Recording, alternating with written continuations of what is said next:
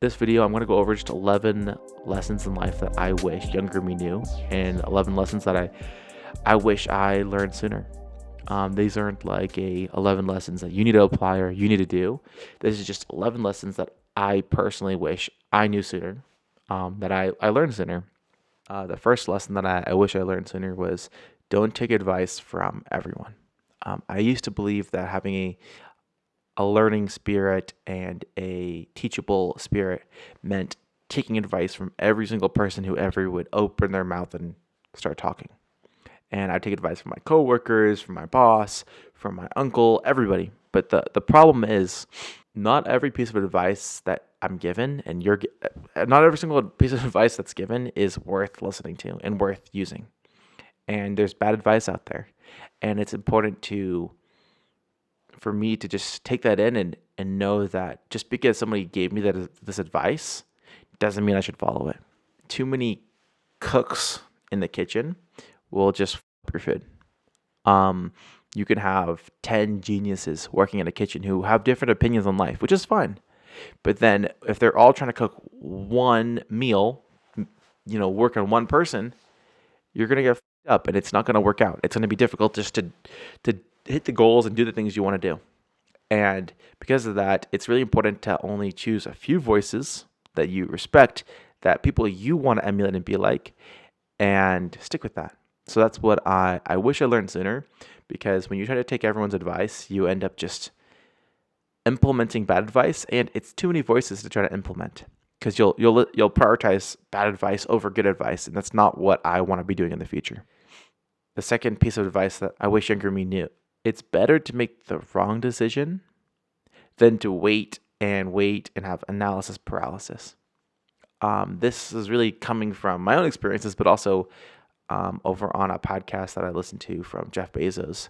He talked about if you have two doors, door A and door B, and it's like, well, both of these seem pretty good. Which one should I go for? And he said, it doesn't actually matter. Just make a decision and go for it. As long as you can easily reverse your decision, either decision is not a bad decision. And it's easy for me to sit in analysis paralysis and find out, well, which one's going to be the best decision to do. So, like, for instance, I'm doing real estate full time, and being the person I am, I got from a message on LinkedIn from a recruiter. I took an interview, did a couple interviews with the company, and ended up getting a job offer. And it's literally on the table, offers over my email, and I'm really tempted to take it, because it's a salary plus commission and it's sales. I know how to do that. I would do well at it. But the thing that I'm literally sitting on the email right now, and it's been since yesterday. And I'm like, well, should I take this? Should I not? Can I handle another job while I do real estate full time? And the answer is, it actually doesn't matter, because if I take the job, it's not like I have to quit one job that I can't go back to if I take the job on. If I take the job and it turns out to be shit, or I hate the job, I don't have to stay there. I can just leave on good terms, obviously, and continue going full-time real estate. Also, if I don't take the job, and I say, hey, I'm going to pursue other opportunities, 2 months later, if I'm like, hey, is that job still open? I'm sure they'll still take me. There's no reason, like, I've conducted myself respectfully and been kind to them and responsible. So there's no reason why they wouldn't give me a job 2 months later. So the important thing for me is to just make a decision and go with it. And the decision I'm going with is I'm going to pass on the job respectfully and not burn bridges, and continue doing real estate full time and focusing on real estate and growing my business. Just important, at least for me, that make decisions quickly. And you don't need more time. You don't need weeks and months to make a decision. You need more information. And once you have enough information, not all the information, enough to make a decision, go out and make that fucking decision. Just choose. Because if it's the wrong choice, you can just double back and do the other one. Now, if it's a different decision, like buying a house, or it's like getting married to someone, yeah, you can't really reverse that easily. It's not a reversible decision. Go ahead and take more time, make sure that's the right choice. But that's one of the lessons I wish younger me knew sooner, because I would have not had as much stress and anxiety of, oh, I need to make sure I make the right decision, because it doesn't matter. Just choose one and go with it. Third lesson I wish I learned sooner in life was that high performers don't get along with low performers, and low performers don't get along with high performers. 2 years ago, I led a team over at Aptive, and I found, in general, categorizing everyone, there was low performers and there's high performers. The low performers got jealous and envious and frustrated at the high performers because they're doing better than them. They made more money, they did better, they didn't have to work as hard to make $1 as it was for the low performer to make $1. And that caused them to want to work less and not do as well.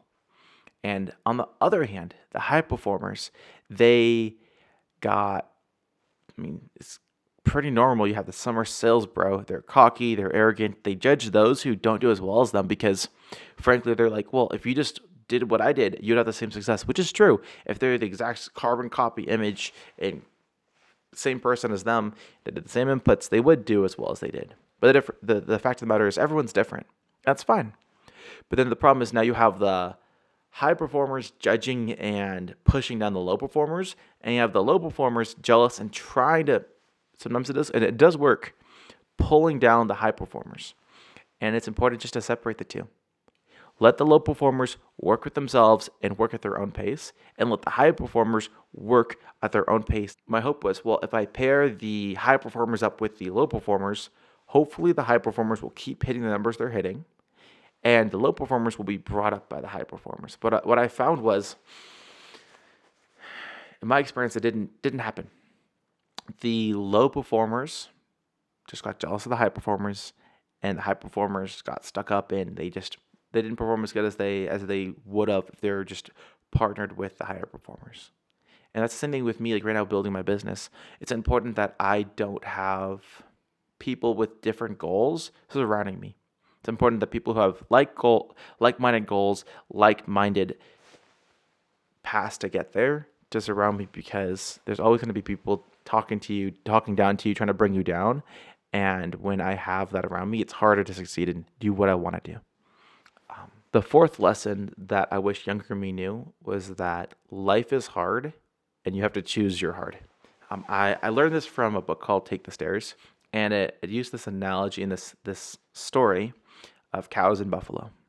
And the story is that when a storm comes, cows, they will run away from the storm. Pretty normal. When I have something that's difficult, I'll try to avoid it and get away from it, which sometimes might be the right move. But what generally happens is that the storm is moving, east to west. And if you're running away from that storm and the storm is going to go faster than you, you can't stop the storm from coming. You're going to be in the storm for longer. But what they found was buffaloes, when a storm was brewing and coming in, they would actually run directly at the storm. And what that did was they would be in the storm for less long than the cows who would run away. And that's something that I wish I learned over in life. When there's something hard and difficult, it's easier, not in the moment, but it's easier long-term to face the struggle and the problem head on, have that uncomfortable, hard conversation now, than to try to sidestep it and push it down the path for later, because it just gets bigger and more difficult later. It's easier to have the hard conversation now than try to kick it down the road. So that's a lesson that I really wish I learned sooner. Lesson number 5 that I wish I learned sooner was the only ones who will remember you work those late nights are going to be your wife and your family, my daughter. The companies that I worked for 2 years ago, 3 years ago, 5 years ago, they aren't going to care about how you stayed late or you doubled your quota or you crushed your numbers. They aren't going to remember you, and they're going to help you later in life. The ones who are going to remember that you sacrificed and you stayed late nights are going to be your family. It's going to be my wife and my daughter. And that's something that I wish I learned sooner. Over for jobs, I decided to prioritize my work and money over my health and spending time with my family. And that caused me to gain weight. That caused me to have a lot of stress and anxiety. I did hit bigger numbers, but it wasn't worth it. And it's not worth it in the long run either. But it's important to know, it's important to know who's going to care about you in 10 years. Who's going to be there? Because at the end of the day, I'm not saying to have a bad work ethic or not to try hard or not to work or not to have pride in your work. What I am saying is, if the reason why you're staying late and wanting to crush your number, if it's to please your boss or to look good over on the leaderboard, no one's going to give a shit in 10 years. The only ones who are going to remember are going to be your family.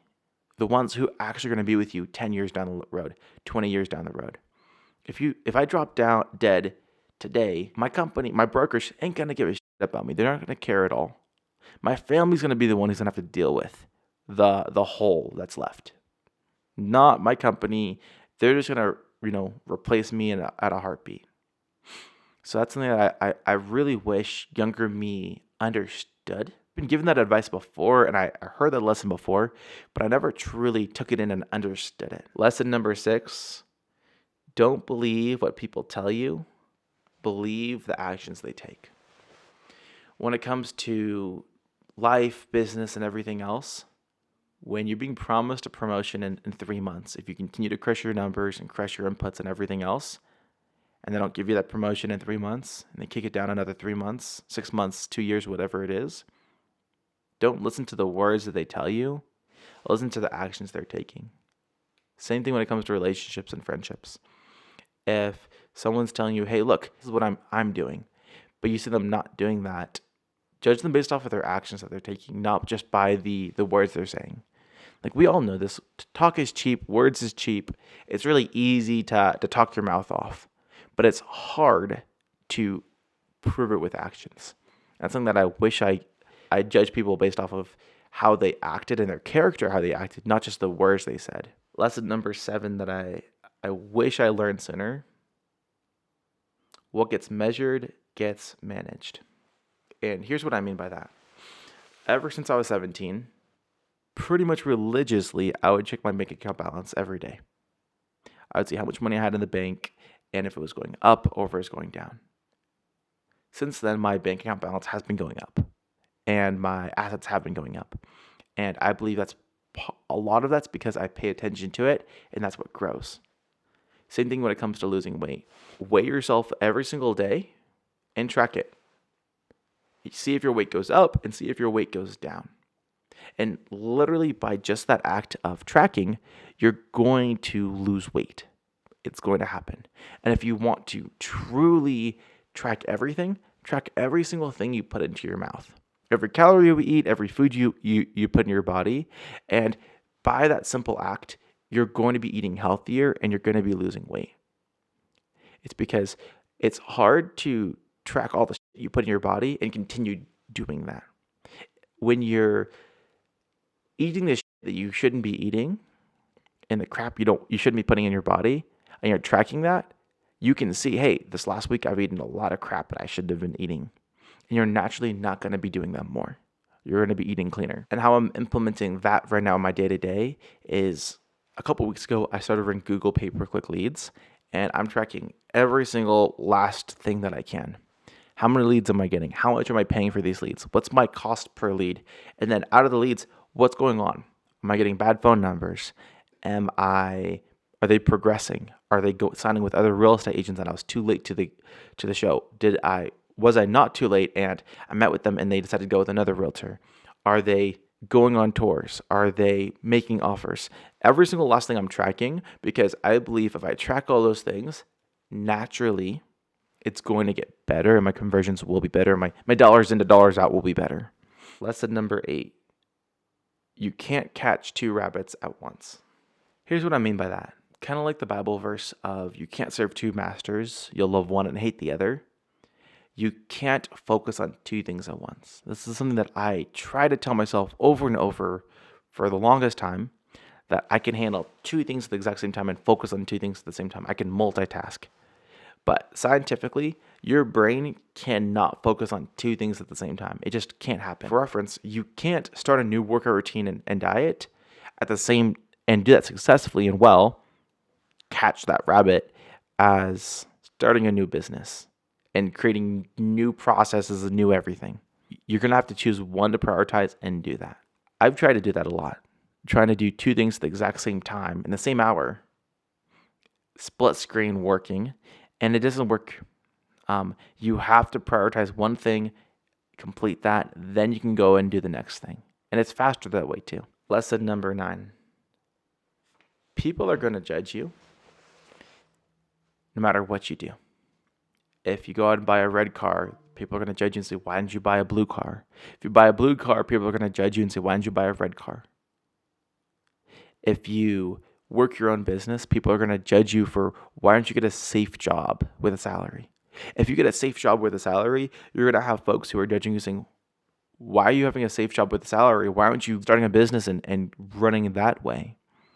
So at the end of the day, you're always going to have people who are judging you who don't believe in you and don't support what you're doing, and that's okay.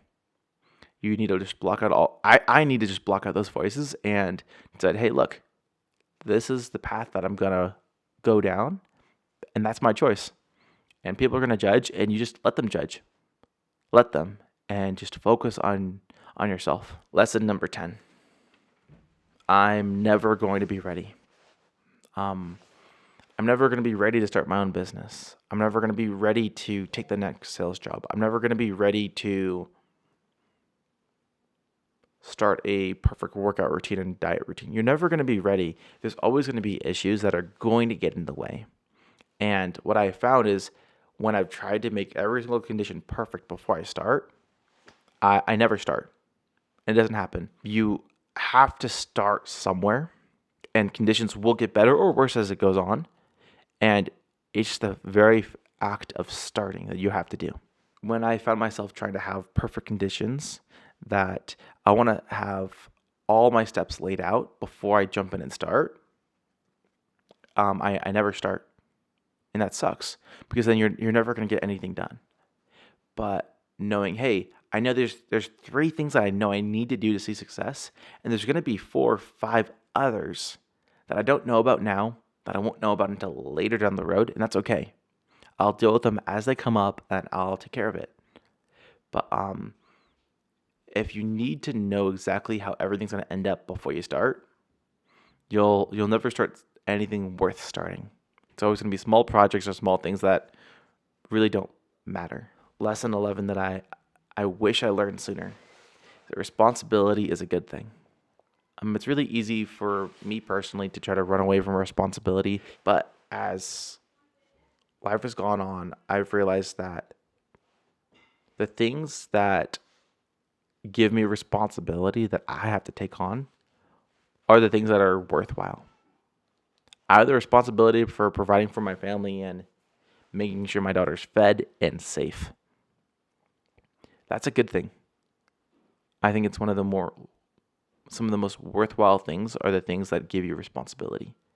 And when you run away from responsibility and you try to take on less responsibility, life isn't that fulfilling or worthwhile, or however you want to say it. It's worth it to take on responsibility and not to be afraid of that. But that being said, those are 11 lessons that I wish I learned sooner, lessons that I wish younger me knew. If you got any kind of value in it, it would mean a lot to me if you liked it. You don't have to. Do whatever you want.